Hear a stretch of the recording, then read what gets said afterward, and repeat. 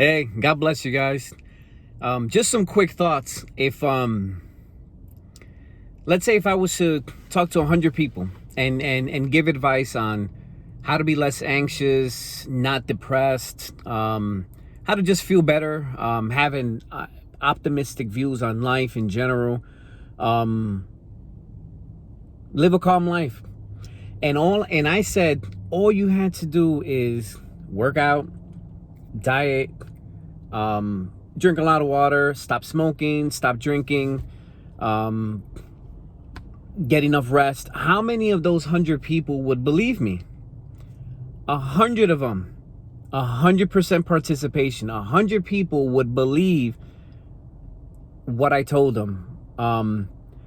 But if I were to tell those same 100 people what allowed me to be less anxious, not depressed, a better outlook, feeling better, was following Jesus, how many of those 100 would believe me?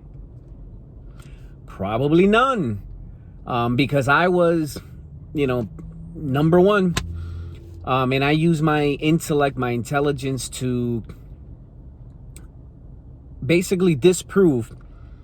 I always believed in God, but this is what Satan does. Satan blinds you and he hardens your heart. And in society, they immediately write you off as the religious nut, the Bible, thumping guy. And, but why? Why so much animosity over, you just trying to love on people and try to do the right thing?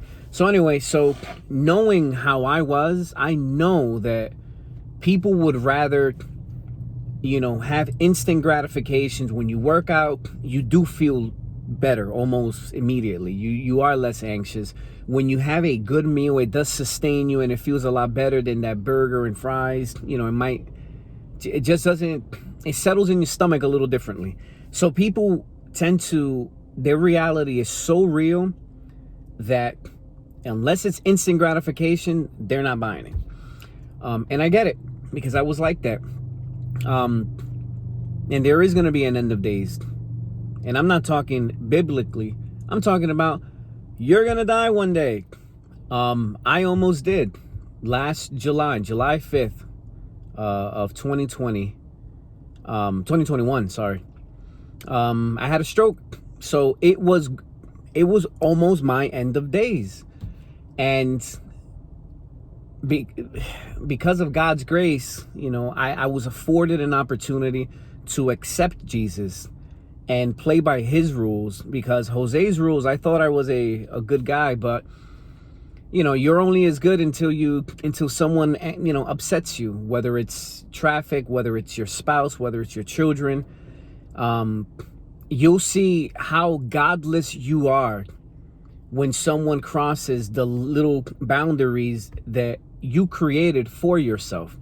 It's your ego. And man, you got to shake that ego. You have got to shake that ego. That, the Bible says pride comes before destruction. So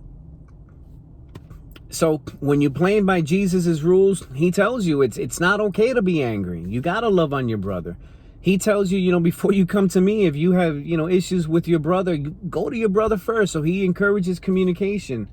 And you really, at least I did, you really have to not just believe in that, because even the devil believes in God. If we're speaking honestly, truthfully. So your belief in doesn't mean anything, because we all believed in Santa Claus at one point, Tooth Fairy and an Easter Bunny. When we found out the truth, your life didn't change. It didn't get any worse. It didn't improve by believing in Santa Claus. So your belief system doesn't mean anything. So even for people that believe in Jesus, it doesn't mean anything if you're not following him. He asked, follow me. That's what he asked for.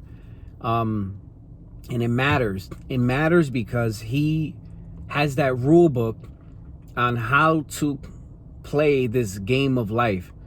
And if you follow those rules, your life is so much easier. It is so much easier. My Lord, it is so much easier. My outlook has changed. My energy has changed. The people around me, my son tells me that he likes this version better. So let's play devil's advocate. Let's say Jesus is just a bunch of fairy tales, right? It's a book of fairy tales, like I've heard people tell me. That's fine.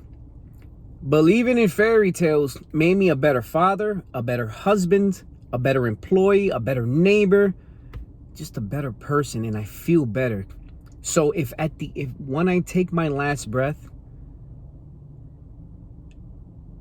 and it turns out that it is all fake, it's not, by the way. But let's say it is all fake. I would have lived a life that other people have benefited from my presence because I was committed to serving the Lord by serving others. See that? How do you serve the Lord every day? You serve others. And that's what he wants. He wants us to, number one, love the Lord, and number two, love on your neighbor. How can I make someone else's life easier today? So you gotta do. So you gotta do. And you get back a feeling of accomplishment, a feeling of self-worth. You feel good about yourself, and then, man, you start attracting things that you truly want when you're feeling like that. That's not why you do it. It's just a cause and effect universe, and that's just what it is. So my question is, why not Jesus? Give it a shot. What do you have to lose? How good is your life that I'm telling you right now, I'm less anxious, not depressed. I feel great. I have energy, strong outlook. My children are benefiting. I feel like a newlywed after being married 20 somewhat years. Why not? Just give it a shot. That's it. That's all I had. Just kind of a little rant. But God bless you guys. And yeah, if you ever need any help, any tips, please look me up.